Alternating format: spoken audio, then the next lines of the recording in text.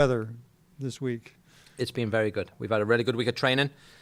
The guys' energy, the guys' intensity really created an electric environment. So I thought the training preparation was really, really good. Now for us as a team, we know we have to go out there on Sunday and put the hard work we do midweek into the game.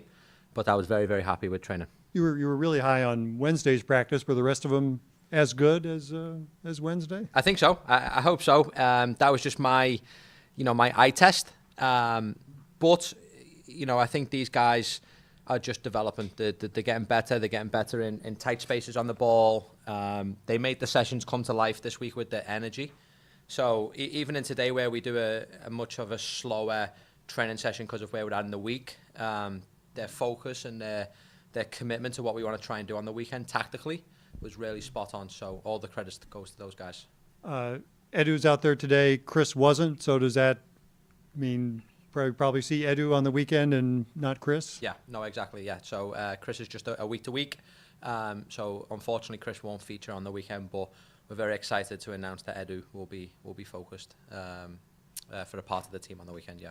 Do you think that had anything to do with the level of practice this week? Yeah, his presence is contagious on and off the field. On the field, we know his skills. We know he's a very technical, very talented footballer. And then off the field, his presence in the cafeteria, around the locker room, and around the film room is contagious. So him coming into the training environment, absolutely, I think, gave everybody that chance to get a little bit better with the experience he brings. Justin, go ahead. Coach, playing Portland, this is the first time that you personally have a team that you've gone and played away and come back at home to take on. Did you learn anything, especially being on the road, that now coming back home you feel a little more confident in how you played Portland last time out? Yeah, I thought Portland was one of the better performances for me since I've took over for these guys. It was really unfortunate we didn't get a result in Portland because for 60 minutes I thought these guys were really, really good. So to come back now and face them again at home, we should have the advantage. I mean, we're going out there, know where we stand in the table, but we're back in front of our fans and our supporters. Compile that with a really good training week. I'm really excited to watch these guys on Sunday get on the field and see how they do. Talking to Jacques Klaus last week after the game, he said, that with where your position is in the table, that sometimes there's maybe less pressure just because of all the odds against making the playoffs at this point. Do you feel some of that as well, of like the odds are so long to make the playoffs at this point that there maybe is less pressure, some weight off your back to go out there and have a performance? Yeah, that's a great point by Zhao. I still think these guys, they're going to feel pressure because I know they really want it. They really want to make themselves, their teammates, this city really proud. But Zhao's in a good, he made a good statement that maybe he doesn't feel the pressure as much, so now they can really go and express themselves out there. So I'm looking forward to that. Go to Tom Schwartz.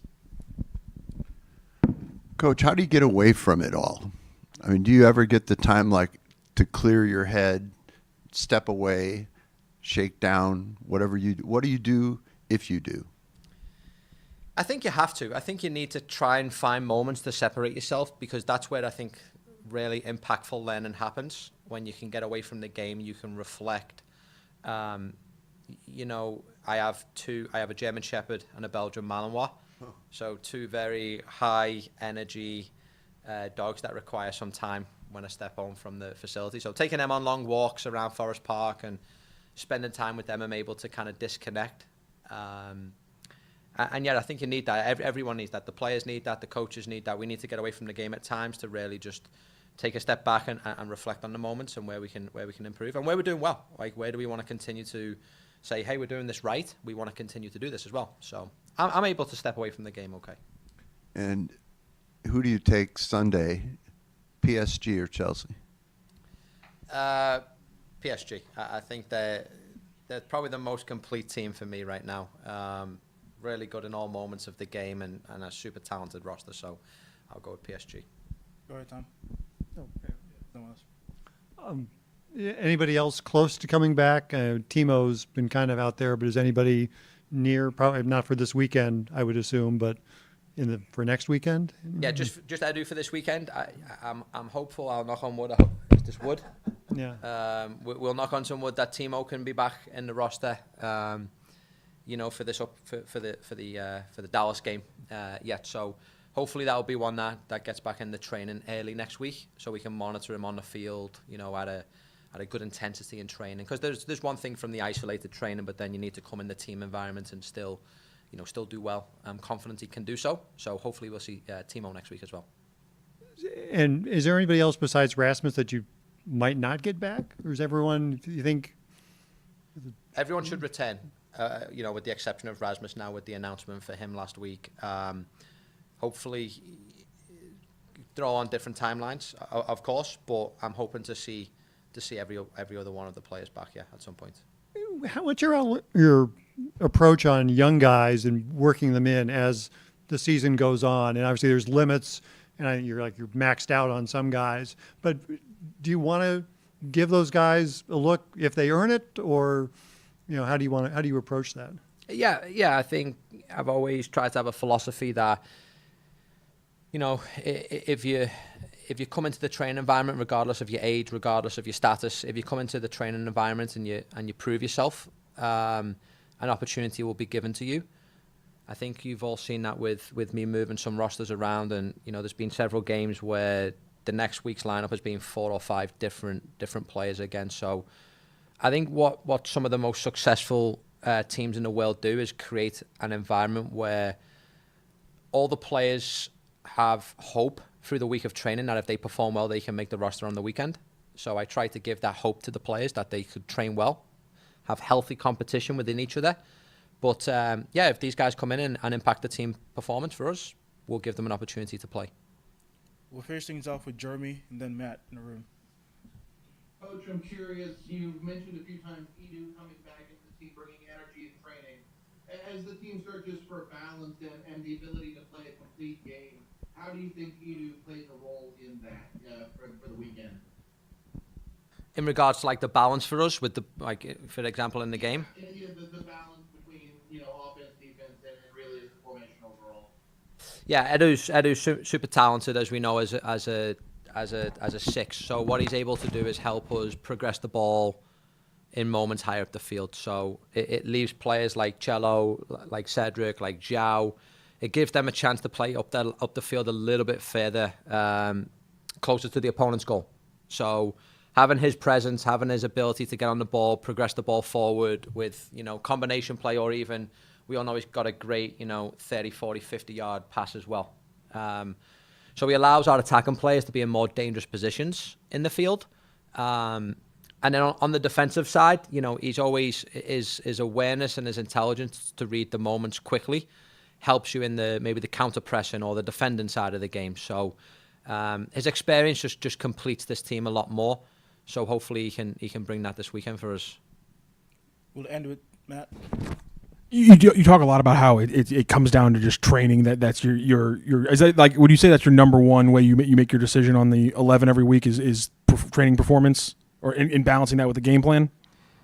Yeah, you take several factors in. You take a game plan. You take what's the opponent, where they're going to be dangerous, where they're going to be vulnerable. You compile that with the training week of the habits of the players. But then you also have to know that a lot of these guys, even if they have not a bad training week, but some of these guys can just always impact games. You just have to have the ability as a coach to look at the week holistically all the time and say bring all these little details together, and it helps you make a good decision, I think, often. And just how much more difficult has those decisions been in the forward, considering you're not having the depth pinches as much, center, midi, or center and defense. You don't have as many bodies, but you have a lot more bodies up front. So how difficult has making those little decisions been making for those kind of forward offensive spots? It's tough, but these guys are really healthy in how they compete against each other. So they challenge each other on the field. They compete well with each other. I want to sit in this chair and be in this position where once it gets to Friday night, if we play Saturday, or Saturday night if we play Sunday, I want my hardest part of the job, I want it to be on picking the lineup, because it shows you have great depth in the team. No coach in the world wants to go in and say, there's the starting 11, it's really easy, because this is all we have available. So I want these guys to make my job super, super hard, because that shows a healthy, deep roster of a team. Coach, thank you. I appreciate it. Thanks, guys.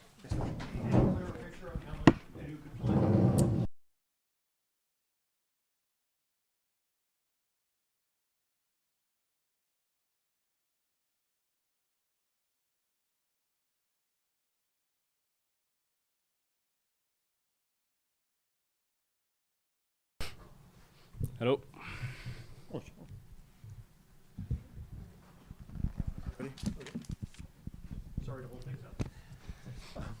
How did you feel about this week of practice? Was there an energy out there? Yeah, especially this week we had a very good energy in training. The whole week was very good. Every guys was pushing everybody hard, and yeah, I'm looking forward for Sunday.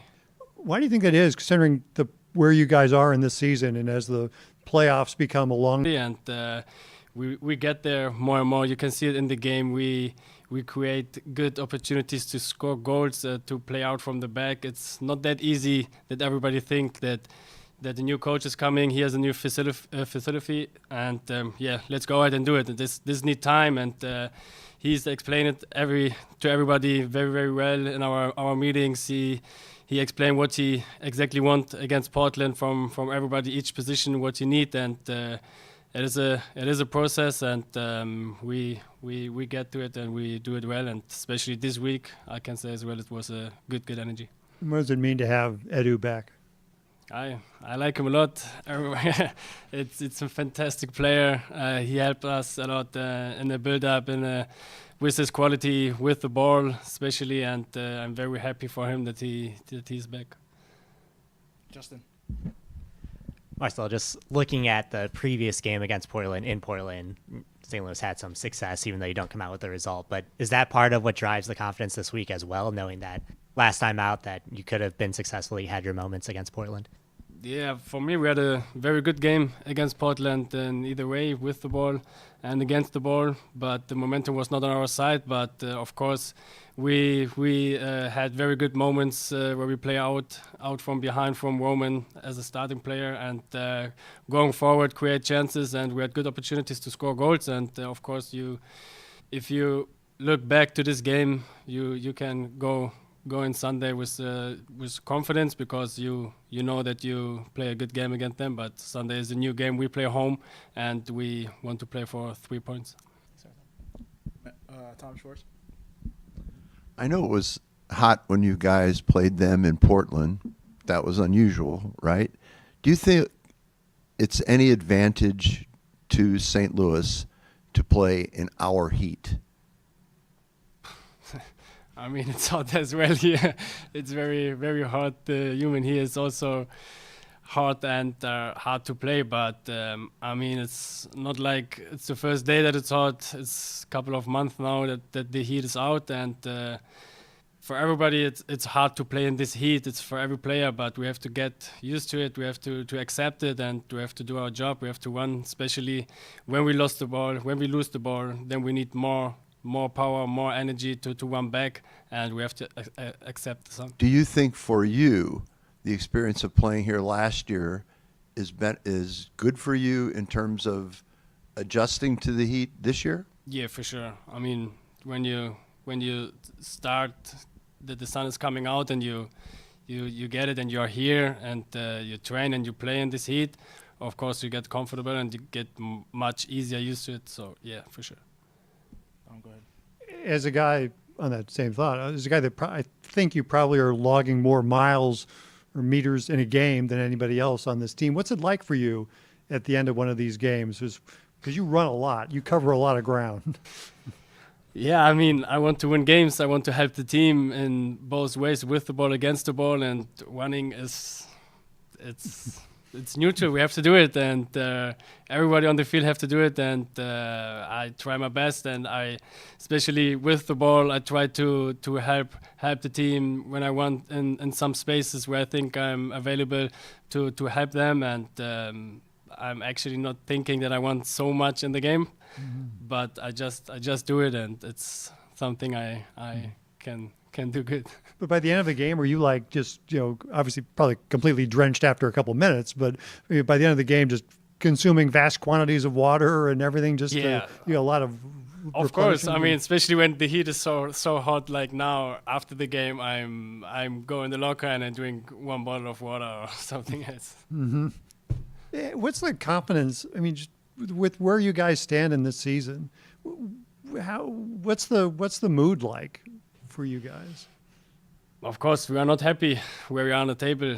We was expecting more from the season so far, but we have to accept it. In the end, we have a new coaching staff with Critchley and Marcel, and for me, it was both of them doing a fantastic job. They're pushing us very hard. They try to explain us a lot in meetings and personal meetings, video analysis to make everybody better.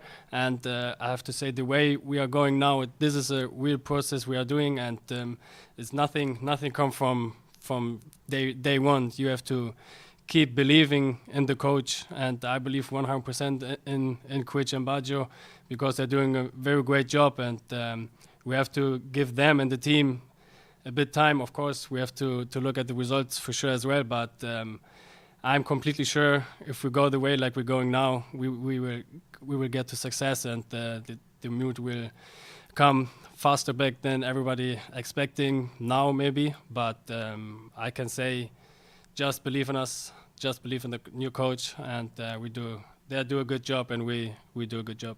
Is there anything you take from the success City 2 is having? You're in the same building. They've won 7 in a row. They've got the most points in the developmental league. You some ray of sunshine there in the building? Yeah, of course. If you see the second guys and you know they win a lot of games, they have maybe a better mood than we have, but we don't see them that much.